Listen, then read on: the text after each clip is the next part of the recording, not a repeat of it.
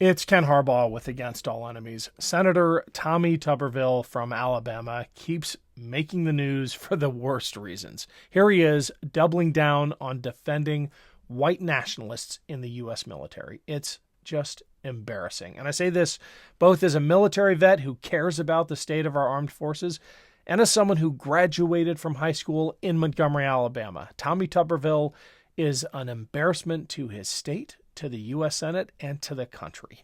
Take a look. The military. I do want to give you a chance to clarify some comments you made recently on white nationalists serving in the military. For those who are watching, if they haven't heard your remarks, this is what you said. Do you believe they should allow white nationalists in the military? Well, they call them that. I call them Americans. Do you want to explain those comments, Senator? Yeah, first of all, I'm totally against any type of racism, okay? I was a football coach for 40 years, and I dealt and had opportunity to be around more minorities than anybody up here on this hill. But when our military has been attacked, was being attacked after 9/11, after January the 6th, and that was my first day on the Senate floor, I thought it was outrageous of what senators from the Democratic side, Chuck Schumer said on the floor that night, calling out people, calling people racist, calling people nationalists, white nationalists. White nationalists is just another word that they want to use other than racism. I'm totally against anything to do with racism. But the thing about being a white nationalist is just a cover word for the Democrats now, where they can use it to try to make people mad across the country, identity politics. I'm totally against that. But I'm for the American people. I'm for military. I'm for Christian conservatives, Democrats, whoever wants to be in the military to fight for this country, to protect this country. That's what it's all about. But just to be clear, you agree that white nationalists should not be serving in the U.S. military. Is that what you're saying? If people think that a white nationalist is a racist, I agree with that. I agree they should. A white nationalist is someone who believes that the white race is superior to other races. Well, that's some people's opinion. And I don't think, That's I mean, not a lot. opinion. Pardon? What's your opinion? My opinion of a white nationalist, if somebody wants to call him white nationalist, to me is an American. It's an American. Now, if that white nationalist is a racist, I'm totally against anything that they want to do, because I am 110% against racism. But I want somebody that's in our military, that's strong, that believes in this country, that's an American, that will fight along anybody, whether it's a man or woman, black or white, red, it doesn't make any difference. And so I'm totally against identity politics. I think it's ruining this country, and I think that Democrats ought to be ashamed for how they're doing this, because it's dividing this country and it's making this country weaker every day. But that's not identity politics. You said a white nationalist is an American. It is identity politics. You said a white nationalist is an American, but a white nationalist is someone who believes horrific things. Do you really think that's someone who should be serving in the military? Well, that's just a name that it's been given. I mean, it's not. It's a real definition. There's real concerns about extremism. So if you're going to do away with most white people in this country out of the military, we got huge problems. It's not. Huge problems. It's not people who are white. It's white nationalists that have a few probably different beliefs. Right? That have different beliefs. Now, if racism is one of those beliefs, I'm totally against it. I am totally against racism. But there's a lot of people that believe in different things. Is racist, Senator. Well, that's your opinion. That's your opinion. But if it's racism, I'm totally against it. I am totally against any type of race, or any type of racism. I don't care what it's in. Okay, Senator Tommy Tuberville, thank you for your time tonight.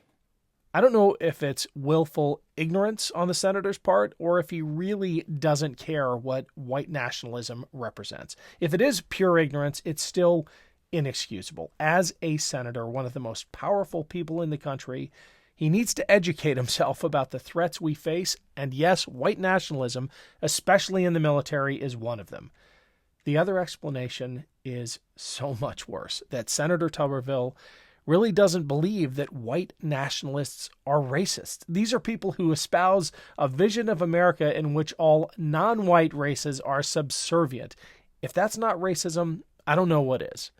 Who might be able to shed some light on where the honorable senator actually lands on this issue? How about his own brother, who posted this on Facebook? He wrote, I'll try and make this brief. As some of you know, my brother Tommy Tuberville is the senior U.S. Senator from the state of Alabama, elected in 2021. Due to recent statements by him promoting racial stereotypes, white nationalism, and other various controversial topics, I feel compelled to distance myself from his ignorant, hateful rants. What I'm trying to say is that I do not agree with any of the vile rhetoric coming out of his mouth. Please don't confuse my brother with me. Thanks, Charles Tuberville. So it's not just me calling the senior senator from Alabama vile, ignorant, and hateful. It's his own brother. It's bad enough that one of the most powerful politicians in the world, one of 100 U.S. senators, holds these views. When he uses them to defend white nationalism in the military, it's a threat to our democracy. We cannot have a military that condones this kind of racist ideology at all in the ranks. I spoke with Congressman Seth Moulton, a former Marine, about this very thing for an upcoming episode of Burn the Boats. Here's part of our conversation. What I was hoping they would find is that there's a major difference, and that is that people who have served the country, who've sworn an oath to protect our Constitution against all enemies, foreign and domestic, would be far less likely to be co-opted by these violent extremists. So yes, there's work that DOD should do. DOD should remind everybody who raised their hands to serve the country that they should honor that oath for the rest of their lives. The DOD should make sure that those who have training in conducting war, because we need them to be trained that way for our national security. DOD should be especially careful to make sure that those skills are not ever used against fellow Americans.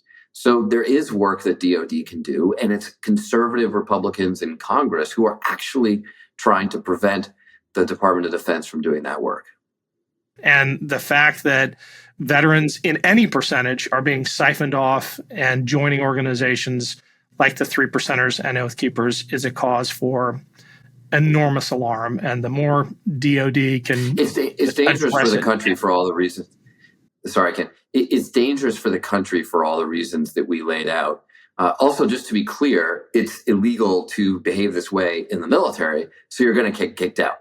So if you have this behavior, not only is there a risk that you use your military skills to do harm to fellow Americans, but you just are also a loss to the DOD because we have to get rid of you.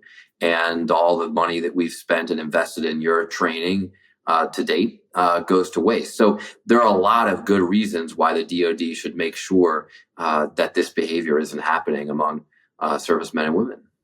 Tommy Tuberville loves ranting about the politicization of the military. Yet I can't think of any senator in living memory who has done more to politicize national defense than he has. In addition to defending white nationalists in the ranks, he is single-handedly preventing senior military officers from assuming their posts for purely political reasons.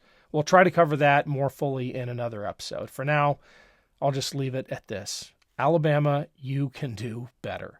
There are many things I love about the state where I spent my formative teenage years. Your senior senator is not one of them.